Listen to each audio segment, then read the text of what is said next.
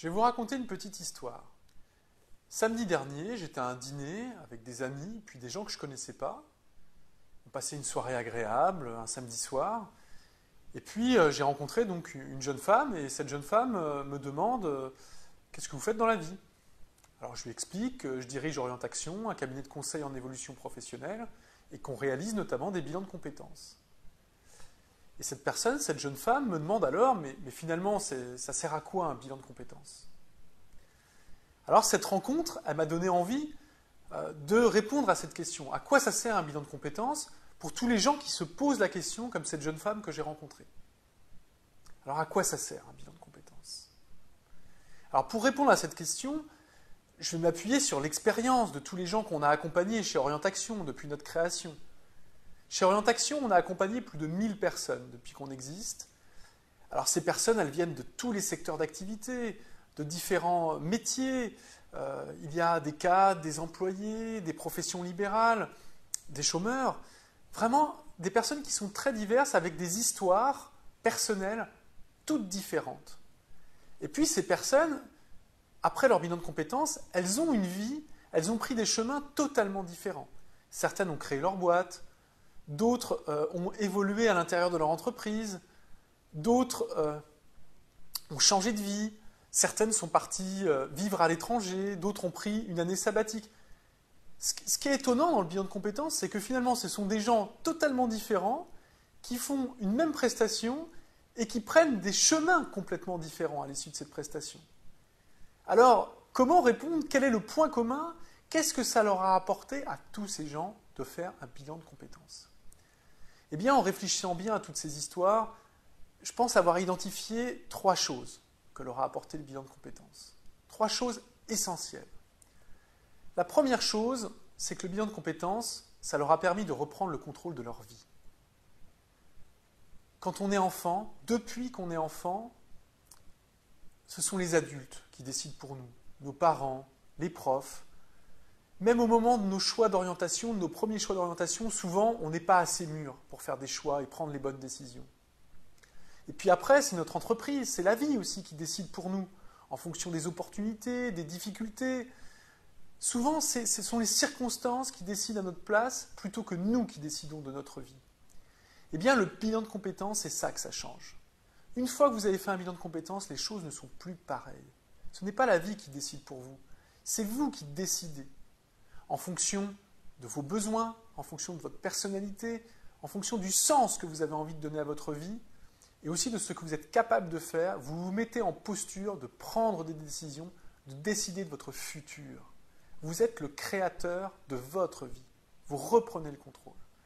Et ça, je pense que parmi tous les gens qu'on a accompagnés, elles pourraient en témoigner, je pense que ça, c'est la première chose que ça leur a apporté, la chose la plus essentielle.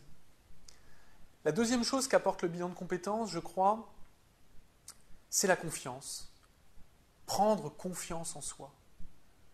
Prendre conscience de ses talents, de toutes les ressources dont on dispose, de toutes les expériences qu'on a réalisées. On est des individus, on ne prend pas suffisamment le temps de penser à nos succès, à tout ce qu'on a bien fait, à tout ce qu'on a su entreprendre dans notre vie. Et il y en a plein des choses, que cela soit dans notre vie professionnelle ou dans notre vie personnelle. Une vie, c'est riche, c'est fait de plein d'apprentissages, et le bilan de compétences, ça va vous aider à prendre conscience de tout ça. Et quand vous avez conscience de tout ça, eh bien vous êtes plus fort, vous avez confiance en vous, parce que vous savez que vous êtes capable de réaliser, de relever des nouveaux défis, des nouveaux challenges, de changer si vous en avez envie, de réussir si vous en avez envie. C'est vraiment une prise de conscience qui va développer votre confiance en vous-même. Et puis, la troisième chose, peut-être, que vous apporte le bilan de compétences, c'est le fait de réussir votre vie. Une vie, on n'en a qu'une. Elle est précieuse, elle est courte.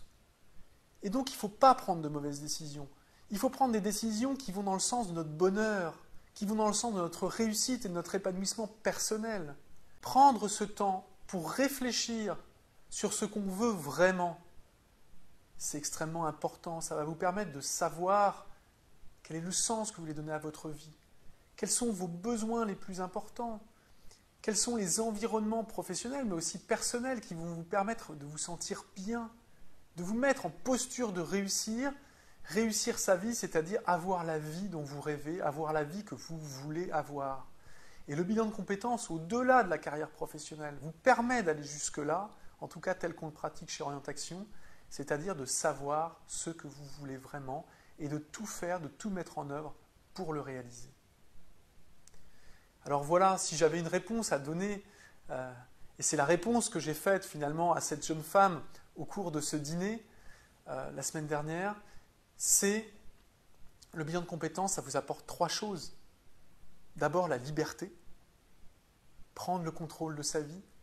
Ensuite la confiance, avoir confiance en soi et s'affirmer face à notre environnement. Et puis enfin la réussite. Et tout ça, ça n'a pas de prix. Ces accompagnements, comme le disait un de mes clients récemment, ça a changé ma vie. Ou une autre jeune femme qui me disait « mais quand je sors de vos séances, ça me donne des ailes ». C'est autant d'exemples. Voilà, ça n'a pas de prix ce qu'on fait. De passer du temps pour vous préoccuper de votre avenir, de votre réussite, de votre bien-être, de votre bonheur en fait. Une fois que j'ai eu présenté le bilan de compétences à cette jeune femme, elle était intéressée clairement parce qu'elle s'est rendue compte de tout ce qu'on y faisait, de la richesse de cette prestation et de ce que ça pouvait apporter pour elle-même et pour son entourage. Et donc, forcément, est venue la question du coût. Combien ça coûte un bilan de compétences? Eh bien, moi, je lui ai répondu tout simplement, eh bien, ça coûte le prix d'une semaine de vacances à la mer en France. Ni plus, ni moins. Et je pense que pour ce prix-là, par rapport à tout ce que ça nous apporte, eh bien, c'est une vraie valeur. Et donc, je vous encourage vraiment à entreprendre cette démarche. Je vous dis à très bientôt. Merci de votre écoute et à bientôt dans l'un de nos centres Orientaction en France.